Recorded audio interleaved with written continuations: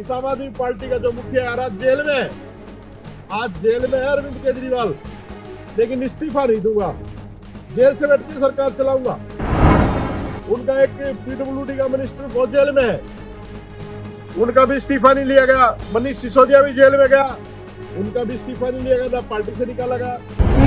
आज न्याय की जीत हुई है, बाबा साहब अम्बेडकर के संविधान की जीत हुई है। आज मुझे एडवोकेट संदीप कुमार को कोर्ट ने, न्यायालय ने बाइज्जत बरी किया है। इस आदमी के परिवार के साथ क्या होगा? और ये वही केजरीवाल है जिसने ये आरोप लगने पे कहा था कि ये तो गंदी नाली के कीड़े हैं। पूरे दलित समाज को बोलना था इस आदमी ने कि गंदी नाली के कीड़े हैं। मेरा बेटा दो महीने का था, मेरी घरवाली 2 महीने के बच्चे को लेकर के कभी जेल में जा रही थी, कभी कोर्ट में जा रही थी, रोडों के धक्के खा रही थी। आज हम उसी वंचित समाज के साथ भी खड़े हैं और पूरे बहुजन समाज के साथ खड़े हैं।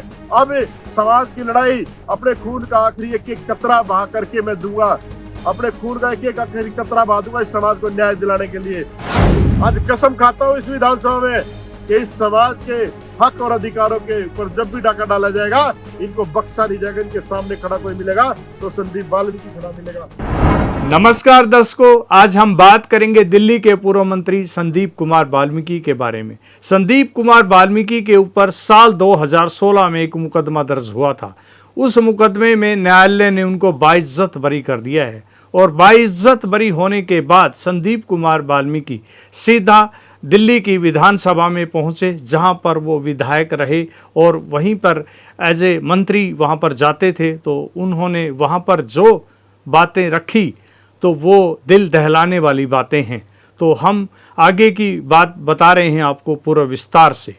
दिल्ली के पूर्व मंत्री संदीप कुमार वाल्मीकि के ऊपर साल 2016 में किसी महिला के द्वारा लगाए गए आरोपों पर एक मुकदमा दर्ज हुआ था। इस मुकदमे में कोर्ट ने पूर्व मंत्री संदीप कुमार वाल्मीकि को बाइज्जत बरी कर दिया है। उनके खिलाफ मुकदमा दर्ज होने पर इसके माँ बाप को हार्ट अटैक आ चुका था और वो मर भी चुके हैं। इनका 2 महीने का बेटा था।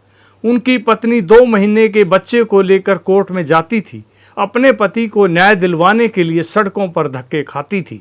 लेकिन इस मुकदमे की वजह से संदीप वाल्मीकि की जिंदगी के जो 8 साल खराब हुए हैं और इस हादसे और साजिश की वजह से संदीप वाल्मीकि का पारिवारिक, सामाजिक और राजनीतिक जीवन बर्बाद हो गया है। इसके लिए सीधे तौर पर मनोविधान जिम्मेदार है। इस तरह के मुकदमे और साजिशें अकेले संदीप वाल्मीकि के साथ नहीं होती हैं। इस तरह के मुकदमे और साजिश हर उस संदीप वाल्मीकि के साथ होती है जो मुखर है और अपनी बात मजबूती से रखने की कोशिश करेगा, जो मनोविधान के विरुद्ध हक, अधिकार और हिस्सेदारी की बात करेगा, सामाजिक बराबरी की बात करेगा, सामाजिक न्याय की बात करेगा, अपने आत्म सम्मान की बात करेगा, आंख में आंख डालकर बात करेगा। मनोविधान देश के मूल निवासियों को बिल्कुल भी इजाजत नहीं देता कि देश के मूल निवासी सामाजिक न्याय, हक, अधिकार की बात करें। मनोविधान के अनुसार इस देश के मूल निवासियों की कोई हैसियत नहीं है। ये लोग सिर्फ सेवा करने के लिए पैदा हुए हैं। इनका कोई आत्म सम्मान नहीं है। इनको शान शौकत से भी रहने का कोई हक अधिकार नहीं है।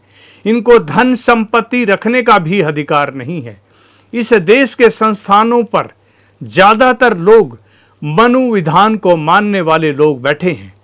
वंचित समाज के लोग किसी भी संवैधानिक पद पर बैठे हों, मनोविधान के सामने इनकी कोई पद प्रतिष्ठा मायने नहीं रखती। इसलिए इनकी नज़रों में आप चाहे जज हों, मुख्यमंत्री हों, मंत्री हों, चाहे आप कितने ही बड़े नौकरशाह क्यों ना हों, चाहे आप हेमंत सोरेन की बात कर लो, चाहे आप लालू प्रसाद की बात कर लो। अभी कुछ दिन पहले हरियाणा के एक IAS अधिकारी विजय दहिया की भी गिरफ्तारी हुई थी। इसके अलावा हरियाणा के और भी बहुत सारे IAS IPS अफसरों को प्रताड़ित किया गया है। केजरीवाल का मनोविधान भी काम कर रहा है और वो पंजाब में भी काम कर रहा है। आरक्षित जनप्रतिनिधियों को गिरफ्तार करवाया जा रहा है। जरा सोचिए, जब भारत की लोकतंत्र प्रणाली का हिस्सा रहने वाले नेता जज और अफसर सुरक्षित नहीं हैं, उनका जीवन भी झूठे मुकदमे दर्ज करवाकर बर्बाद किया जा सकता है, तो आम गरीब लोगों के खिलाफ मनोविधान कैसे काम करता होगा। देश की अदालतों में, पुलिस थानों में 90% इस देश के वंचित लोगों के खिलाफ मामले चल रहे हैं और जेलों में भी 90% संख्या के लोग वंचित समाज के ही बंद हैं। जब तक इस देश की लोकतंत्र प्रणाली में मनोविधान को मानने वालों का कब्जा होगा, तब तक इस देश में सामाजिक न्याय, गैर बराबरी खत्म नहीं हो सकती है। इस देश के मूल निवासियों को सोचना होगा कि इस देश में संविधान लागू कैसे हो और देशवासियों को सामाजिक न्याय और अधिकार कैसे मिले। अपने खुद के साथ हुए अन्याय अत्याचार की घटना के बारे में जानिए पूर्व मंत्री संदीप कुमार वाल्मीकि की जुबानी। तो आगे का विस्तार से वर्णन करेंगे संदीप कुमार वाल्मीकि। जब इन साथियों आज मैं उसी विधानसभा में आया हूं जहां पर 2015 में सुल्तानपुरी की जनता ने और रिजर्व सीट से जिता करके मुझे यहाँ पर भेजा था और मुझे मंत्री बनने का भी सौभाग्य प्राप्त हुआ। लेकिन साथियों, कुछ राजनीतिक षड्यंत्रों का शिकार हमें किया गया, हमारे खिलाफ एक ऐसा माहौल बनाया गया कि हमें अपने मंत्री पद से भी इस्तीफा देना पड़ा और जिस दल से हम लोग चुन के आए थे उस दल को भी छोड़ना पड़ा। लेकिन आज मैं एक सवाल पूछना चाहता हूं इसी विधानसभा के माध्यम से। आज मुझे माननीय कोर्ट, राउज एवेन्यू कोर्ट ने बाइज्जत बरी किया है। उनके पास सिंगल वर्ड नहीं था जजमेंट में बोलने के लिए। जैसे हम कोर्ट में गए, जज साहब ने कहा इक्विटल, बाइज्जत बरी किया जाता है आपको। तो मैं आज पूछना चाहता हूं, जो आज इस विधानसभा का मुखिया बना बैठा है, दिल्ली का जो मुख्यमंत्री बना बैठा है, इस आम आदमी पार्टी का जो मुखिया है, आज जेल में है अरविंद केजरीवाल, लेकिन इस्तीफा नहीं दूंगा, जेल से बैठ के सरकार चलाऊंगा। उनका एक पीडब्ल्यूडी का मिनिस्टर वो जेल में है, उनका भी इस्तीफा नहीं लिया गया। मनीष सिसोदिया भी जेल में गया, उनका भी इस्तीफा नहीं लिया गया, ना पार्टी से निकाला गया। उनको सिर्फ जमानत मिलने पर, मनीष सिसोदिया को जमानत मिलने पर लगा रहे होर्डिंग सत्यमेव जयते, जैसे वो कारगिल का युद्ध जीत के आए हो। अरे सत्यमेव जयते तो आज हुआ है, आज न्याय की जीत हुई है, बाबा साहब अम्बेडकर के संविधान की जीत हुई है। आज मुझे एडवोकेट संदीप कुमार को कोर्ट ने, न्यायालय ने बाइज्जत बरी किया है। और जो हमारे ऊपर इन लोगों ने एलिगेशन लगाए थे या लगवाए गए थे, चाहे वो कोई भी राजनीतिक दल हो, की है, धर्म की है, गरीब दबे कुचले लोगों की है, तो आज मैं अपने समाज के लोगों से भी बताना चाहता हूं कि ये जो दिल्ली की विधानसभा है, आपकी छाती के ऊपर चढ़ करके यहाँ सरकार बनाई जाती है। दिल्ली में दलितों का इतना बड़ा वोट प्रतिशत है कि आप लोग सोच नहीं सकते।